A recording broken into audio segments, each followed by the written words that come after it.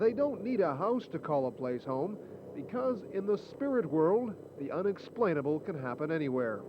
On a secluded bridge in Port Arthur, on a dirt road near Saratoga, in the dark woods of the Big Thicket, even on a major highway. And about 10 o'clock at night, we were headed home.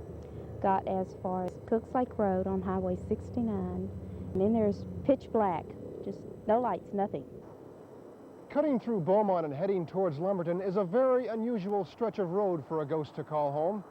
After all, Highway 69 is a heavily traveled road.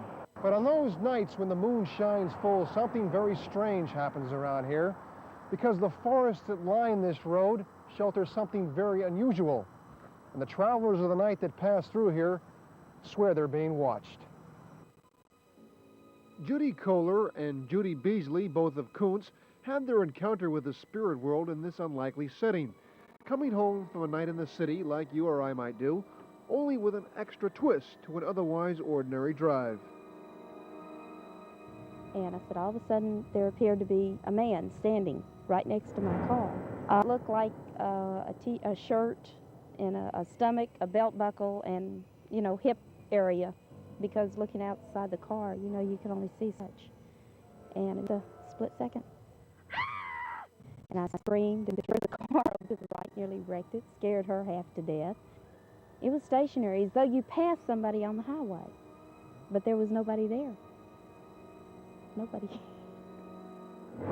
Well, Highway 69 is not the only road frequented by ghosts, because the community of Port Neches has a few of their own.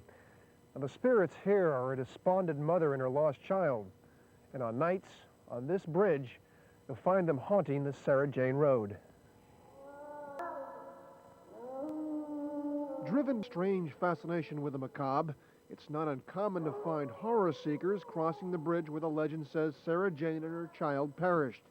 If the eerie atmosphere doesn't make your flesh creep, the tale behind the haunted road just might. A tale of a woman named Sarah Jane, whose baby was lost in the bayou, and that's where Sarah Jane ended her own life as well.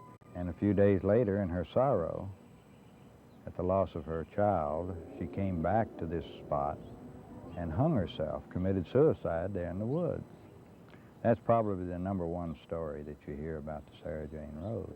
Herb Stafford, who runs a nursery next to the Sarah Jane Road and Bridge, has heard most of the ghost stories in the 22 years he's lived in the area. Oh, on these dark and dreary nights, you can go down there late at night and you can hear her calling her baby in the woods there at the edge of the water.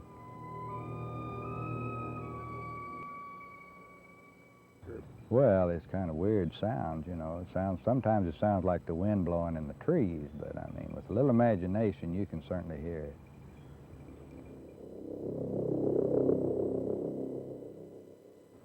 So I got to the phone, and there was one lady, Nancy Williams, was on the phone, and she said, "Buddy, we found some tracks out here that you just cannot believe.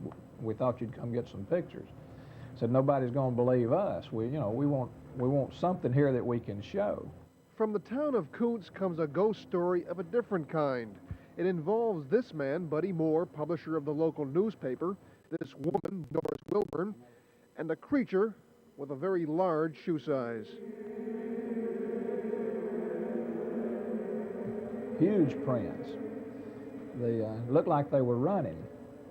And I commented later that I hope they were running from rather than for something, you know, because I'd hate for something that big to get after me. Well, they were huge, and they were just about as wide at the front as they were at the back, you know, where the heel's supposed to go. And the toes was huge. It had 5 toes, but it didn't have his foot was flat, you know. It wasn't like a human being foot, to my notion it was.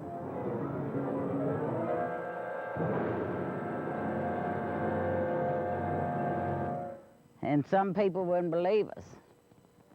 But finally we got them convinced that it was such a thing as a Bigfoot out here. And we have never been back out in here since. So I don't know. But I know one thing, it was weird. When you speak of ghost lore, one of the best known stories is the Bragg Light. Now, where I'm walking, there used to be a railroad bed. Now, this railroad ran between the town of Saratoga and an old logging community called Bragg. Now, the story also goes that one day a train was running through here, and a switchman on one of the cars fell off and he was killed. Although he was killed, his ghost does remain here to haunt this eerie stretch of road. We all were going to be brave and come out here, see if we could see Mr. Bragg, as Sharon Kay said. For Anita Fay of Lumberton and Sharon K. Gossett of Kuntz, the bizarre images of 20 years ago remain fresh in the mind's eye. Just teenagers then, they decided to travel down the Bragg Road in search of the light that so many had seen before and so many others have seen since. And all of a sudden, you look to the right, and then you see this light out there, and we said, well, you know, wasn't real enthused with it until it just kept getting a little bit closer. Started going like this across the road very slowly, back and forth. It got real small, and it looked, it just went straight up in the air, and it fell back down, and it fell in the ditch. Only those lucky or unlucky enough to have met face to face with the spirit world can fully appreciate what one nervous gentleman once said. He said, "From ghoulies and ghosties and long-legged beasties and things that go bump in the night, good Lord, deliver us."